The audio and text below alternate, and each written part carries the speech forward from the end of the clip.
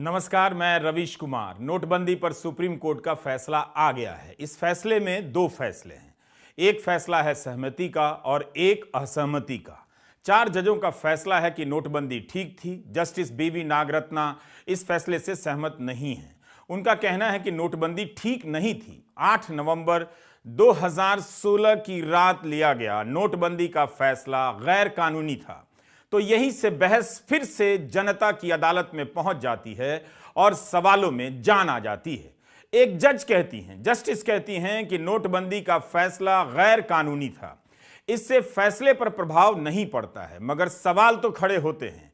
नोटबंदी गैर कानूनी थी, यही इस आवाज की अहमियत है। अब यह फैसला केवल फैसला नहीं है, फैसले के साथ फैसले से असहमति भी है। आप देख रहे हैं मेरा YouTube channel Ravish Kumar official.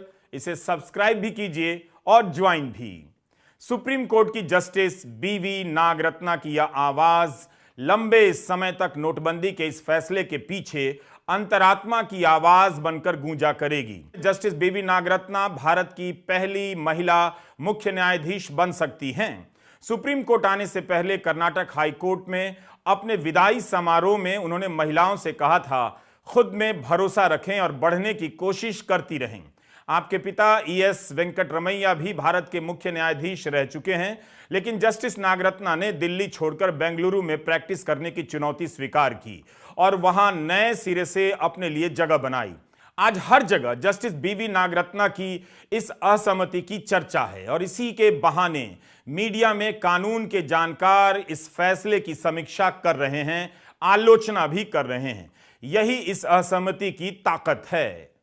फैसला फैसला होता है, लेकिन इतिहास में कई बार ऐसा हुआ है, असहमति की आवाज आगे चलकर उस फैसले को पलटती भी है और दूसरे फैसलों पर असर भी डालती है। मेरे हाथ में जस्टिस रोहिंटन F नरीमन की यह किताब है। यह किताब असहमति के फैसलों के इतिहास का शानदार संकलन है। Justice Rohinton F Nariman supreme court में जस्टिस थे, अब रिटायर हो चुके हैं। इस किताब में 1984 के एक केस विजय नारायण सिंह बनाम बिहार राज्य का जिक्र भी है। इस केस में जस्टिस वेंकटरमैया के फैसले के खिलाफ जस्टिस AP सेन ने असहमति दर्ज कराई थी।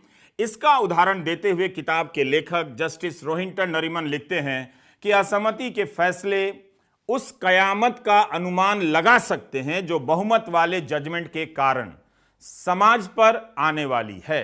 ध्यान से सुनिएगा, बहुमत के जजमेंट का क्या बुरा असर होगा, इसका अनुमान असहमति के फैसलों में दर्ज होता है। अंग्रेजी में इस तरह से इस किताब में लिखा है, dissenting judgements can also foretell the doom which the majority judgement will have on society generally. Rohinton Nariman इस बात को साबित करने के लिए अमेरिका का एक उदाहरण भी देते हैं।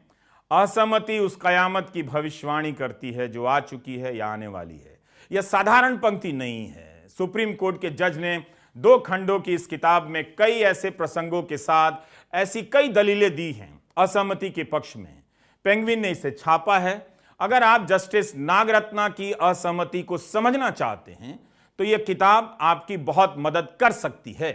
हम बात कर रहे हैं नोटबंदी कानूनी थी, मगर एक जज का फैसला है गैर कानूनी थी, उनकी असहमति है।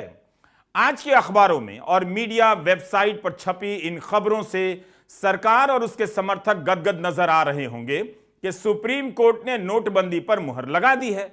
उस रहस्यमयी फैसले और उसके असर को लेकर किए गए दावों के सारे सवाल अब खत्म हो जाते हैं। इन खबरों में आज ही जश्न नहीं है, उस समय भी ऐसा ही जश्न था। ज्यादातर मीडिया के लिए नोटबंदी तो पहले दिन से ही एक शानदार फैसला रही है। जब उन्हें पता नहीं था कि यह फैसला क्यों लिया गया, कैसे लिया गया, और ना बहुतों ने कभी पूछने का साहस किया कि यह फैसला किस किस को अंधेरे में रखकर लिया गया और जो फायदे के दावे किए गए वो हुआ तो कैसे हुआ। क्योंकि जाली नोट तो अब भी चलन में है और कैश का चलन अब भी है। डिजिटल लेन देन बढ़ी है, मगर क्या इसे बढ़ाने का तरीका नोटबंदी से ही हासिल हो सकता था? तो दुनिया में हर देश में नोटबंदी हो रही होती, वहां तो लोग डिजिटल लेन देन कर भी रहे हैं बिना नोटबंदी के। जस्टिस नागरत्ना ने कहा है कि नोटबंदी बहुत गंभीर मुद्दा है, इस फैसले से देश की अर्थव्यवस्था और नागरिकों पर प्रभाव पड़ता है। सरकार ने इसे अधिसूचना के जरिए क्यों लागू किया, जबकि उसके पास ऐसा करने के पर्याप्त अधिकार मौजूद थे? उन शक्तियों का प्रयोग किया जा सकता था। अधिनियम का सहारा क्यों लिया गया? विधेयक का सहारा लिया जा सकता था। ऐसे महत्वपूर्ण फैसलों को संसद के सामने रखना चाहिए था। समझिए इस बात को। बहुमत के फैसले में एक बात कही गई है जिस पर गौर कीजिए। यह भी कहा गया है कि माना जाता है कि संसदीय व्यवस्था में कार्यपालिका अगर अपने अधिकारों का सही इस्तेमाल नहीं करती है तो उसे रोकने के लिए उसकी संसद के प्रति जवाबदेही तय की जाती है, होती है। तब तो संसद तक यह मामला जाना ही चाहिए था। क्या यह सवाल किया जा सकता है? यह 8 अगस्त 1980 का हिंदुस्तान टाइम्स है। खबर की क्लिपिंग पुरानी है, मगर अखबार का यह टुकड़ा बहुत कुछ कहने वाला है आपसे। 82 साल के महेंद्र महर्षि जी पुराने पत्रकार हैं। उनके खजाने से हमें यह कतरन मिली है। इस अखबार में जो सबसे पहली खबर छपी है वही देख लीजिए। इंदिरा गांधी उस समय प्रधानमंत्री थी। उनका बयान है, चीन को लेकर साफ साफ बोल रही हैं कि चीन के सीखे सिखाए लोग सीमा पर अशांति पैदा कर रहे हैं। फिर याद कीजिए कैसे चीन का नाम तक नहीं लिया जाता है और कौन नहीं लेता है, यह भी याद कीजिए। प्रधानमंत्री मोदी ने चीन का नाम तक नहीं लिया था जब लद्दाख के एक इलाके में चीन ने भारतीय सीमा क्षेत्र का अतिक्रमण किया था। यहां इंदिरा गांधी साफ साफ कह रही हैं कि चीन से ट्रेन किए गए लोग सीमा पर टकराव पैदा कर रहे हैं। खैर, हम आते हैं इसी अखबार में छपी इस खबर पर। 100 रुपए के नोट को बैन किया जाएगा या नहीं, संसद में बहस चल रही है। उस पर सरकार कह रही है कि ऐसा कोई इरादा नहीं है। उस समय इंदिरा गांधी सरकार के वित्त मंत्री आर वेंकटरमन राज्यसभा में बयान दे रहे हैं कि सरकार नोटबंदी पर विचार कर रही है, लेकिन 100 के नोट को बैन किया जाएगा तो जनता को परेशानी होगी, इसलिए 100 के नोट को बैन नहीं करेंगे। गांव में लोग 100 रुपए के नोट रखते हैं और अगर बैन किया गया तो आफत आ जाएगी, अफरा तफरी मच जाएगी। तो संसद में जब बहस हुई तो आम लोगों की चिंता की गई। यह खबर बताती है कि नोटबंदी को लेकर संसद को किस तरह से विश्वास में रखा गया था और रखा जा सकता था। क्या यही सवाल जस्टिस नागरत्ना नहीं उठा रही हैं कि संसद को विश्वास में लिया जा सकता था? अगर संसद में बहस होती तो सवाल उठते कि 1978 में प्रधानमंत्री मोरारजी देसाई ने जो नोटबंदी की उसका क्या फायदा हुआ, असर हुआ। पहले तो उस समय की नोटबंदी केवल कुछ नोटों के लिए की गई, यह ध्यान में रखिएगा। 1000, 5000, 10,000 के नोट ही बैन किए गए थे। उस समय 100 रुपए का नोट ज्यादा चलता था, मगर इन 3 नोटों का प्रचलन बहुत कम था, 1% भी नहीं। उसे बैन किया गया, जबकि 2016 में जो नोट बैन हुए 500 और 1000 के 85% चलन में थे। चलन में जितने भी नोट थे उसका 85% 500 रुपए और 1000 रुपए के नोट का था। तो 1978 में 1% से कम की मुद्रा बैन की गई और 2016 में 85% मुद्रा बैन हुई। 1978 की नोटबंदी सफल नहीं रही थी। अगर संसद में चर्चा हुई होती 2016 में तो यह बात सामने आती कि 1980 के दशक में national institute of public finance and policy ने एक अध्ययन कर बताया था कि 1978 की नोटबंदी व्यापक रूप से फेल थी। क्यों फेल हुई, इसके कारण भी इस रिपोर्ट में बताए गए हैं। सुप्रीम कोर्ट के फैसले पर सरकार और उसके समर्थक चाहे जितना थिरक लें, मगर असहमति की आवाज उनके डांस का मजा खराब कर देती है, करती रहेगी। अब आते हैं फैसले के उस हिस्से पर जिसे लेकर बहस एक अलग तरीके से हो रही है, रिजर्व बैंक की भूमिका को लेकर, उसके अधिकारों को लेकर। जस्टिस नागरत्ना ने कहा है कि रिजर्व बैंक ने जो रिकॉर्ड दिया है उससे साफ होता है कि रिजर्व बैंक ने स्वायत्त रूप से कोई फैसला नहीं लिया। सब कुछ केंद्र सरकार की मर्जी के अनुसार हुआ है। संसद को विश्वास में नहीं लिया गया। रिजर्व बैंक ने स्वायत्त तरीके से काम नहीं किया। तो बचा क्या? सिर्फ स्वायत्तता की बात नहीं है, बल्कि यह भी जस्टिस नागरत्ना कहती हैं कि स्वायत्त तरीके से सोचने का समय भी नहीं था। क्या जस्टिस नागरत्ना की यह टिप्पणी आपके कानों में खतरे की घंटी नहीं बजाती है? उनकी एक एक लाइन 4 बनाम 1 के इस फैसले पर सवाल उठाती है। Justice S Abdul Nazeer, justice B R Gavai, justice A S Bopanna और जस्टिस वी रमा सुब्रमण्यन ने नोटबंदी को सही ठहराया है। 8 नवंबर 2022 को सुप्रीम कोर्ट ने भारतीय रिजर्व बैंक से एक सवाल पूछा था, क्या आपने नोटबंदी के मकसद को हासिल कर लिया? सरकार की तरफ से सॉलिसिटर जनरल ने तब कहा कि यह सवाल अकादमिक है। तब जस्टिस ए एस बोपन्ना ने कहा कि जो हुआ उसे तो वापस नहीं किया जा सकता, लेकिन क्या भविष्य में ऐसी शक्ति का इस्तेमाल किया जा सकता है? हम इस सवाल को अनदेखा नहीं कर सकते हैं। क्या रिजर्व बैंक से इसका जवाब मिल गया कि नोटबंदी का मकसद हासिल हुआ या नहीं? भारतीय रिजर्व बैंक की ही ताजा रिपोर्ट कहती है कि नोटबंदी के समय की तुलना में इस समय नकदी मुद्रा चलन में 71% से अधिक की वृद्धि हो गई है। इसलिए जस्टिस नागरत्ना के सवाल अहम हैं। जस्टिस गवई ने लिखा है कि यहां यह प्रासंगिक ही नहीं है कि मकसद पूरा हुआ या नहीं। जस्टिस नागरत्ना कहती हैं कि 24 घंटे में नोटबंदी का फैसला ले लिया गया। जस्टिस नागरत्ना की भाषा को ध्यान से सुनिए। वे कहती हैं कि 24 घंटे में नोटबंदी का फैसला लिया गया। बाकी जजों के फैसले में कहा जाता है कि रिकॉर्ड से ऐसा लगता है कि 6 महीने की अंतिम अवधि के भीतर ही रिजर्व बैंक और सरकार के बीच विचार विमर्श हुआ, परामर्श हुआ।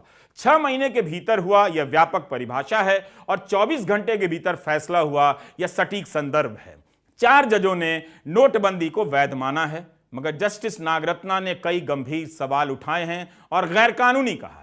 वे कह रही हैं कि केंद्र सरकार के प्रस्ताव पर रिजर्व बैंक ने जो सलाह दी वो सलाह कानून के मुताबिक नहीं है, क्योंकि आरबीआई को जो शक्तियां दी गई हैं उसके मुताबिक किसी भी मुद्रा के सभी सीरीज को बैन नहीं किया जा सकता है, क्योंकि सेक्शन 26(2) के तहत किसी भी सीरीज का मतलब सभी सीरीज नहीं है। रिजर्व बैंक को मिले इस प्रावधान पर अदालत के बाहर भी बहस हो रही है।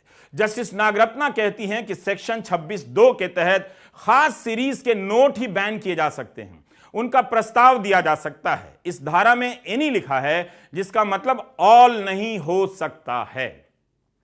एनी का ऑल यानी कुछ का सब कर दिया गया। जस्टिस नागरत्ना कहती हैं कि सभी नोटों को हटाने की शक्ति सरकार के पास है, रिजर्व बैंक के पास नहीं।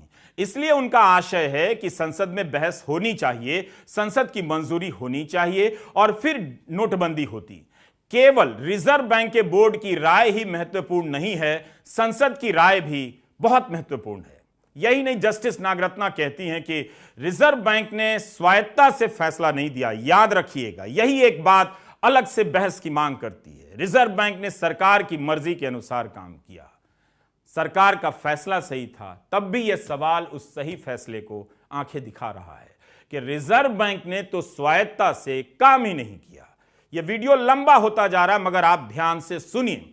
अगर रिजर्व बैंक स्वायत्तता और अपनी शक्तियों के हिसाब से काम करता, तब उस बात में ज्यादा दम होती कि सरकार का फैसला सही था।